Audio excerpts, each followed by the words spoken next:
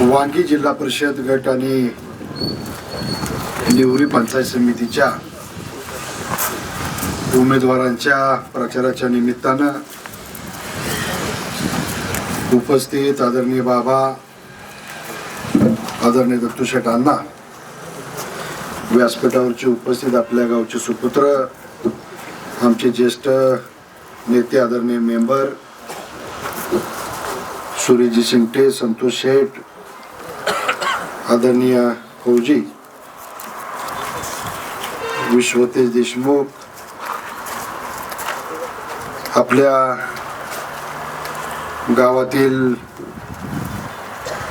सर्व प्रतिष्ठित ज्येष्ठ नेते मंडळी, भारतीय जनता पार्टीचे सरचिटणीस जगदीश दादा, माजी वाईस चेअरमन सर्व सेवा सोसायटीचे आदरणीय दीपक शेठ, प्रकाश शेठ महाडिक, या बैठकीच्या निमित्तानं या ठिकाणी उपस्थित या गावचे उपसरपंच हर्षदजी ननवरे, माजी सरपंच संतोष शेठ, गिरीश काका,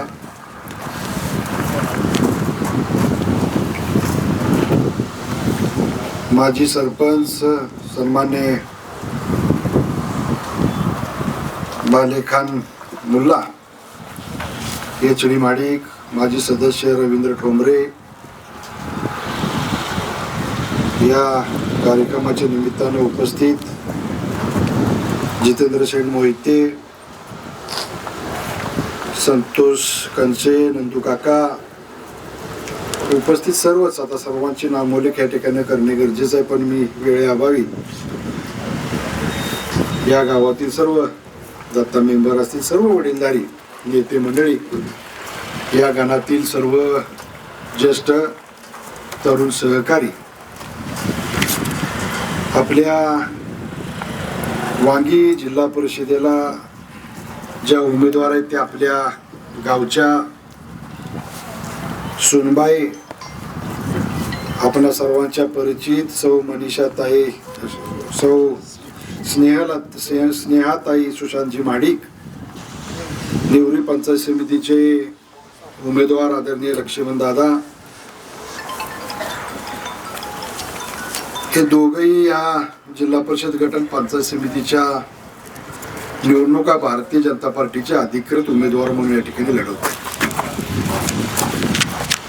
त्या निवडणुका होत असताना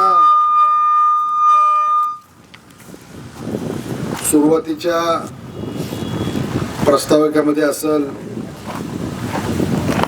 दत्तूशेठ अण्णांनी या ठिकाणी सविस्तर जिल्हा परिषद, पंचायत समिती, ग्रामपंचायत, गावचा विकास हा कसा होणं अपेक्षित आहे याच्यावरती चांगल्यापैकी या ठिकाणी त्यांनी आपल्या समोर मांडणी केली. लक्ष्मण दादांच्या सारखा एक जुना कैलासवासी अण्णांचे सहकारी म्हणून या परिसरामध्ये समाजकार्य करण्याचा प्रयत्न त्यांनी येदगाव सारख्या गावापासून सुरुवात केली. पतसंस्था असेल, त्यांनी सांगितलेल्या सगळ्या संस्थेमध्ये त्यांना काम करण्याची संधी मिळाली. पण जिल्हा परिषद पंचायत समितीच्या निमित्तानं बरेच वेळेला त्यांची अपेक्षा असून सुद्धा काही वेळेला शेवटी आजही ह्या निवडणुकीच्या निमित्तानं आपल्या तालुक्यातील मातब्बर आपली सहकारी मंडळी या निवडणुकीच्या निमित्ताने इच्छुक होती. पण शेवटी सर्वांना उमेदवारी देणं शक्य नाही. एक जिल्हा परिषद, एक पंचायत समितीला एकच उमेदवार आपण या ठिकाणी उभा करू शकतो आणि त्याच्यामुळं ते तेवढे ताकदीचे किंवा अधिकारवाणीनं त्यांना मागायचा अधिकार असताना सुद्धा काय मंडळींना या ठिकाणी थांबावं लागलं. तसं गेली 40 वर्ष लक्ष्मण दादा पण वेगवेगळ्या निवडणुकीच्या माध्यमातून त्याला प्रत्येक वेळेला माघारी घ्यावी लागली. ह्यावेळी पंचायत समितीचा गण त्या ठिकाणी ओपन पुरुषाला त्यांनी पुन्हा एकदा इच्छा व्यक्त केली. त्या गावाचे सर्व सहकारी असतील, या गणातील सर्व नेते मंडळींनी त्यांच्या नावाला पसंती दिली आणि बाबांच्या नेतृत्वाखाली त्यांना भारतीय जनता पार्टीची ह्या गणातली उमेदवारी या ठिकाणी मिळालेली आहे. माझी आपल्याला एवढीच विनंती आहे, त्यांना ज्या ज्यावेळी संधी मिळाली त्यावेळी ह्या गटामध्ये ज्याने ज्याने निवडणुका लढवल्या, किंवा विधानसभेपर्यंतच्या निवडणुका, त्यांना पुढाकारानं त्यांनी मत द्यायचंच काम केलं. पहिल्यांदा त्यांच्या आयुष्यामध्ये 40 वर्षाच्या ह्या सामाजिक उभारणीमध्ये पहिल्यांदा त्यांना मत मागायचं आणि आपल्याला मत द्यायचा या ठिकाणी योग जुळून आलाय. आणि त्याच्यामुळं आपण सगळी, विशेषतः निवडीकरांना माझी अंतःकरणपूर्वक विनंती आहे, आपण सगळ्यांनी मनावर घेतलं तर निश्चितपणानं खूप फरकाने ह्या सगळ्या सीटा या ठिकाणी निवडून येतील. कोणत्याही परिस्थितीचं गालबोट न लागता आपण सगळ्यांनी पक्षाची शिस्त बघून भारतीय जनता पार्टीने दिलेले उमेदवार, त्या उमेदवाराच्या पाठीमागं आपला आशीर्वाद द्यावा अशा पद्धतीची या निमित्ताने मी विनंती करतो. राहिला भाग निवरी गावाचा, निवरी गावाला आपल्या सगळ्यांच्या आतापर्यंतच्या योगदानामुळं या ठिकाणी आपल्याला स्नेहाताईच्या रूपानं जिल्हा परिषदेमध्ये मला वाटते पूर्वी रंगराव तात्या आणि पंचायत समितीला मला वाटते कोण होतं का आठवत नाही मला, शिवाजीनगर, हे मंडळी या गावातली काम करत होती. त्यानंतर आमच्या सोबत रवींद्र ठोंबरे या ठिकाणी पंचायत समितीला काम करत होते. हा, ते मागच्या एका निवडणूक सभापती झाल्या, सुहास कांबळे सभापती झाले. पुन्हा एकदा जिल्हा परिषदेची संधी आपल्याला मिळते. आपण सगळ्यांनी कोणत्याही गोष्टीला, शेवटी अण्णांनी या ठिकाणी सांगितलं की निवडणुका आल्या की वेगवेगळे आमिष, वेगवेगळे प्रकार आपल्याला अनुभवायला मिळत आहेत. पण विधानसभेला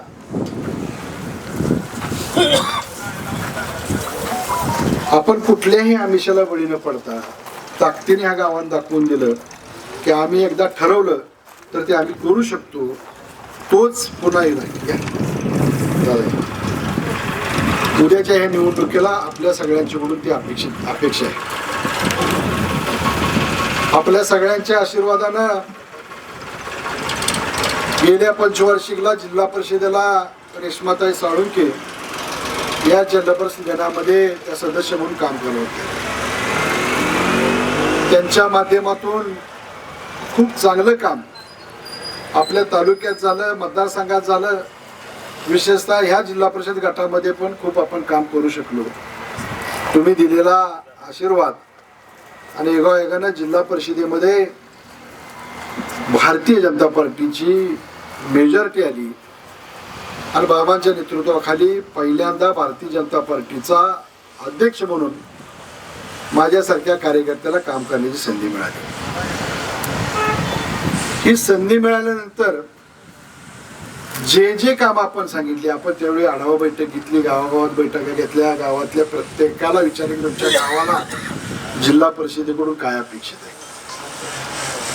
पहिल्या 2 वर्षामध्ये तुम्ही सांगितलेल्या यादीपेक्षा जास्तीची कामं काका आम्ही तुम्हाला करून दिली. ज्याचा उल्लेख जगदीशदादांनी या ठिकाणी केला, बंधारा.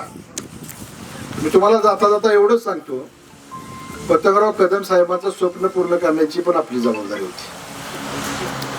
त्यामुळे त्यांनी किंवा त्यांच्यानंतर सुद्धा मला वाटते तुमच्या सगळ्यांच्या आग्रहाखातर, नारळ स्वस्त होतं का फुकट होतं माहित नाही, पण किती नारळ फोडलं तुम्हालाच माहिती. व तो बंधारा तुम्ही सांगितल्या 6 महिन्याच्या आत 1 कोटींवर रक्कम आहे, मला आठवत नाही रक्कम आता ती, तो आपण मंजूर केला. आज तिचं पाणी साठलेलं आपण बघतोय. यादगाव काँग्रेसवाल्यांनी ना आपल्याला सांगितलं की हे बंधारा झाला पाहिजे, बरोबर का? तो बंधारा आपण केला. तुम्ही ड्रोन फिरवलं या नदी काठानं वरनं तर तुमच्या लक्षात येईल साखळी बंधारा आणि साखळी असे बंधारे झाल्यानंतर पाणी साठा कसा होतो याचं उत्तम उदाहरण तुम्हाला येदगावपासून सगळीकडे पाहायला मिळालं. रवींद्र ठोंबरेंना उमेदवारी तुम्ही घेतली, बिरोबाच्या देवळात आम्हाला बोलवलं, तुम्ही हुशार आहे, त्याला निवडून देऊन अण्णा आपण शपथ घेतली, बरोबर का? त्यांना तुम्ही निवडून दिलं, आम्ही आमची जबाबदारी पूर्ण केली. न होणार काम नंदू काका निवरी व्यतिरिका 2-3दा तुम्ही बस करून आला मला, बरोबर का? 6 महिन्याच्यात मंजूर करून 48-50 कोटीची योजना आज इटकर पाक इकडं गुंटेवारी घेत घेत घेत निवडीत घुसत होती. आता आपण तिकडे शोर, अशी आपली परिस्थिती. सांगायचं तात्पर्य काम कामाचा गुरु असतो. तुम्ही दिलेल्या संधीचं सोनं करत असताना तुमच्या आशीर्वादानं जी काय आम्हाला पदं मिळाली त्याच्यातनं उतराई होत असताना ही सगळी कामं आपण केलेली सांगतोय.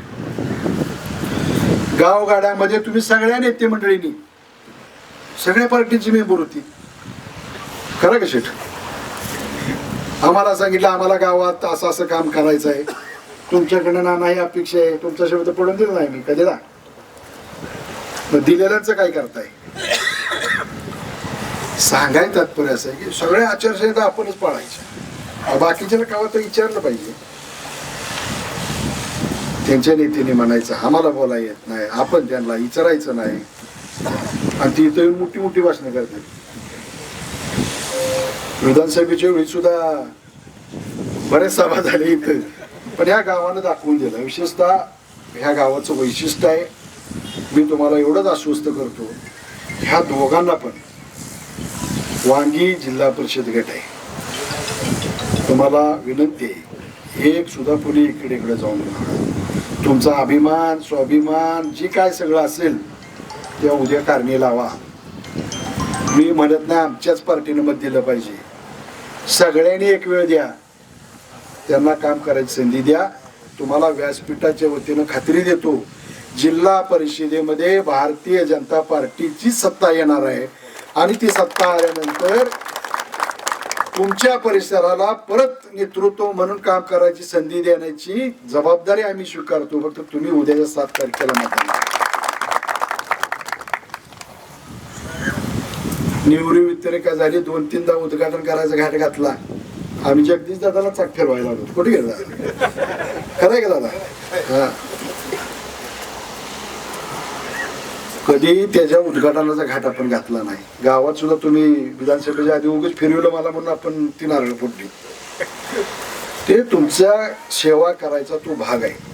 आणि म्हणून माझी आपल्याला विनंती आहे की आपण सगळ्यांनी रवी ठोंबरे एकही मत इकडे जाऊ नये. तुमचं ती जबाबदारी आहे, कर्तव्य आहे. आपण एवढ्यासाठी अधिकारवाणीने बोलतोय की आपल्या वेळी लोकांनी आपल्याला साथ दिली, त्या शब्दाची पूर्तता आपण केली. विधानसभेला आम्हाला बोलायला जागा नाही, तुम्ही भरभरून प्रेम दिलं. तसंच उद्याच्या सुद्धा 7 तारखेला ह्या दोघांना पण जरी आपल्या भावंडकीत आपल्या गावात आपल्या घरात जरी कोणाची उमेदवारी असली तर त्यांना सुद्धा हात जोडून विनंती करा की एवढ्या वेळ माफी असावी. पद शोभेचं भोगायसाठी इथं पाठवायचे नाहीत, पद गावाचा विकास करायसाठी माणसं पाठवायचे, पद तालुक्याचा विकास करायसाठी माणसं पाठवायचे. ती आपल्या विचाराची आपली माणसं गेली तर ती करू शकतात, तिथं करता येत नाही. तिथं ताट मानेनं हाताला धरून हट्ट करून काका भांडून तर लांबच, कोणी तुम्हाला इच्छित नाही अशी परिस्थिती आहे. त्यामुळे त्यांना निवडून येऊन उपयोग आहे का? तर त्याचं उत्तर 0. पूर्वी जो तुम्ही दत्तूशेठ अण्णांच्या रूपाने इतिहास केलता तेवढी तर अवघडच आता निवडणूक नाही. आता निवडणूक सोपी आहे. फक्त या सगळ्या गावांनी यदगावचा उमेदवार आहे आणि कुठला उमेदवार आहे असं न बघता भारतीय जनता पार्टीचा उमेदवार आहे. घराघरात ह्या एवढ्या निवरी आणि यदगाव गणापुरता आपण विचार केला का नाही, मतदार 17-18 हजार असेल. 18 हजारापेक्षा अण्णा आम्ही आणि रेश्माताईंनी 15 ते बरोबर 15 ते 16,000 लोकांना वैयक्तिक लाभ दिला आहे. मतं किती येते? 18,000. 16,000 लोकांना फायदा झाला आहे आमचा. एवढी मतं मिळाली तर मला वाटतं त्याचे डिपॉझिट राहणार. काम करताना आम्ही चेहरा बघितला का? सगळ्या धर्माच्या लोकांना मदत करण्याचा प्रयत्न केला. सुहास कांबळे सभापती होते, त्यानंतर इतर सुद्धा लोकांची जी कामं आहेत ती आपण मार्गी लावली. इथं योगायोगानं पुनर्वसन होऊन आपल्या शेजारी गावामध्ये एक गाव आलंय, ती सुद्धा लोक खूप चांगले आहेत. त्यांचं फक्त एक काम राहिले, त्यांना तुमच्या साक्षीने मी या ठिकाणी खात्री देतो, त्यांच्या मंदिराचं काम मार्च महिन्यापर्यंत आम्ही मार्गी लावून तुम्हाला करू. तीर्थक्षेत्रा क वर्गात मला वाटतं आता नवीन देवळं तुम्हाला करावं लागतील. एक मंदिर नाही तुमचं ठेवलं, असं होत नाही कधी. सगळी मंदिरं तीर्थक्षेत्रात क वर्गात बसवली आपण. दरवर्षी तुम्हाला 3, 4, 5 लाख रुपये मिळतात. सरपंच मिळतात का नाही? हे सांगायचं तात्पर्य असं की हा बारकावा गावातल्या नेत्यांच्याकडे पण लागतो, तो निवडीकरांच्याकडे आहे. एवढी चिकाट माणसं मी बघितली नाही. एक संपलं की आपण संपतच नाही, एक संपलं की दुसरं संपलं की तिसरं. आम्हालाही त्याचा आनंद आहे, कारण काम करणारी माणसं आपल्यासोबत असली की आपल्यालाही खूप शिकायला मिळते. आणि ते या परिसरामध्ये आहे. आपलं ग्रामदैवत सुद्धा तीर्थक्षेत्रात बसवलं आपण, त्यालाही निधी आपण दिला. गावातली मंदिरही चांगली झाली. येणाऱ्या काळामध्ये उर्वरित काम ज्या पशुसंवर्धन दवाखान्याचा, तो दादा अडगळीला पडलेला दवाखाना आपण 8-9 लाख धरून परत नवीन इमारत केली. नवीन तिथं 29ला दिला, इथं निवरीला केला दवाखाना. तुमचा PSC आपण त्या ठिकाणी चांगली केली. आपल्याला आपल्या सगळ्या सेवा आपल्याकडं कशा उपलब्ध होतील याचा आपण प्रयत्न केला. आरोग्य झालं, शिक्षण. तुमच्या शाळेची इमारत कशी? मॉडेल स्कूल म्हणून मध्ये आपण नवीन योजना केली. 1-1 कोटी रुपये अण्णांच्या गावात आहे शाळा. मॉडेल स्कूल कधीच केली आम्ही. तर खाजगी शाळेला लाजवली इतकी चांगली शाळा, आणि त्या शाळेतलं सगळं कॉम्प्युटर लॅब असेल, शिक्षण असेल, सगळं बघायला मिळतं आपल्याला. मी अध्यक्ष झालो त्यावेळी पहिल्यांदा जी कोण इथं म्हणतं ना, ती पूर्वी पण काय अध्यक्ष होती लोक, काय सभापती होती, जिल्हा परिषदला सत्ता ह्यांचीच होती. पण पतंगराव कदम साहेबांच्या नावची शिष्यवृत्ती मी अध्यक्ष असताना चालू केली. राजकारण करता आलं असताना आम्हाला. पण हे सांगायचं तात्पर्य असं आहे की सगळ्या क्षेत्रामधली प्रगती करत असताना आपल्या मतदारसंघात जिल्हा परिषदच्या माध्यमातून, राज्य सरकार सोडून द्या विषय दुसरा, तो तर प्रचंड निधी आपल्याकडे आला, पण जिल्हा परिषदेनं 700-800 कोटी रुपये पोलुसर कडेगाव तालुक्यात त्यावेळी आणली. पाणी पुरवठा योजना, स्वच्छ पाणी प्रत्येकाच्या घरात मिळालं पाहिजे. यादगावकरांना पण शेत दिली. ह्या प्रत्येक गावाला त्या सगळ्या योजना देऊन त्यांना स्वच्छ पाणी पुरवठा कसा होईल याच्यासाठी आपण प्रादेशिक मधनं गावात, तुम्ही त्या ह्या गावात ह्याच्यात होता काय, बोंबाळवाडी प्रादेशिक, तसं निवरी नाही, बोंबाळवाडी 9 गावं त्याच्यात होती. आणि निवरी प्रादेशिकमध्ये या प्रादेशिक मधल्या गावाला जल जीवन मिशनमध्ये द्यायचा ना, हा कायदा होता केंद्राचा आणि राज्याचा. आम्ही तो ठराव करून शासनाकडनं केंद्राकडनं बदलून घेतला. आणि मग ह्या वैयक्तिक योजना आता आपल्या जे झाल्या, केरळा मंदिरला पण आपण केली. अण्णांना पाहिजे तसं इस्टिमेट करून तशा पाईपा घालून ती पाणी पुरवठा योजना झाली. सांगायचं तात्पर्य असं की जिल्हा परिषद पंचायत समितीची निवडणूक आहे. आणि म्हणून मी एवढं तुम्हाला एवढ्यासाठी समजून सांगितलं, ज्यावेळी अण्णा उपाध्यक्ष झाले त्यावेळी तुम्हाला अंगणवाड्या, शाळा खोल्या, वैयक्तिक लाभ, पानंद रस्ते, ह्या सगळ्या ज्या सुविधा मिळाल्या ते मला वाटते पहिल्यांदा तुम्ही सुरुवात केली. म्हणजे आम्हाला बोलवायचे, आम्ही कंटाळायचो अण्णांच्यावरती नारळ फोडायला. इतकी कामं त्यावेळी झाली. ह्याच्यापूर्वी सुद्धा काय माणसं होती, त्यावेळी जिल्हा परिषद होती, सगळं होतं, पण त्यांना नाही करता आलं. म्हणून केंद्रामध्ये भारतीय जनता पार्टीचं सरकार आहे, राज्यात भारतीय जनता पार्टी सरकार आहे. देवेंद्र फडणवीस साहेबांच्या सारखा खमक्या माणूस त्या ठिकाणी काम करतोय. नरेंद्र मोदी साहेबांचा सारखा माणूस देशाचा प्रधानमंत्री म्हणून काम करतायत. आजच देशाचं बजेट झालंय. इतिहासामध्ये काँग्रेसच्या राजवटीमध्ये जेवढं काही मिळालं नाही, एकच रेल्वे सांगतो, रेल्वेला मी आता वाचत होतो ती 20 पटीनं जास्त निधी महाराष्ट्राला दिला. आज केंद्राचं बजेट झालं. त्या केंद्राच्या प्रधानमंत्री नरेंद्र मोदींना कळाले की निवरी करा आणि निवरी गावात बसूनच तिथं नियोजन करावं, आराखडा करावा. मानशी 2000 रुपये प्रमाणे तुमच्या गावाच्या लोकसंख्येचा पैसा निवरी ग्रामपंचायतीत जमा होतो. समजा इथं आपली जर 8000 9000 लोकसंख्या असेल तर त्याला 2000 न गुणा, जवळपास 1,80,00,000 किंवा 10,000 असेल तर 2 कोटी गुणिले 5 वर्ष 10 कोटी रुपये थेट नरेंद्र मोदींनी तुम्हाला दिले. हे पूर्वी कधी नव्हतं काँग्रेसच्या राजवटीत. हे मोदी सरकारला कळालं, भारतीय जनता पार्टीच्या सरकारला कळालं. आपण त्याचं नियोजन करतो, त्याचा खर्च आपण इथं करतोय. आणि म्हणून ह्या सगळ्या गोष्टी करायच्या असतील तर हे आपल्या घरातले उमेदवार या दोन्ही ठिकाणी निवडून गेले पाहिजेत. माझी आपल्याला एवढीच विनंती आहे, उद्याच्या 7 तारखेला एकच मशीन आहे. पूर्वी जिल्हा परिषदची एक मशीन असायची, पंचायत समितीची एक मशीन असायची. ह्यावेळी एकच मशीनवर 2 मतदान करायचं आपल्याला. दोन्ही कमळ या चिन्ह बघून कमळाच्या पुढचं बटन दाबा. यांना दोघांनाही आपल्या मतदान रूपी आशीर्वाद देऊन जास्तीत जास्त मताधिक्यानं आपण विजयी कराल अशी अपेक्षा व्यक्त करतो आणि आपली रजा घेतो. जय हिंद, जय महाराष्ट्र.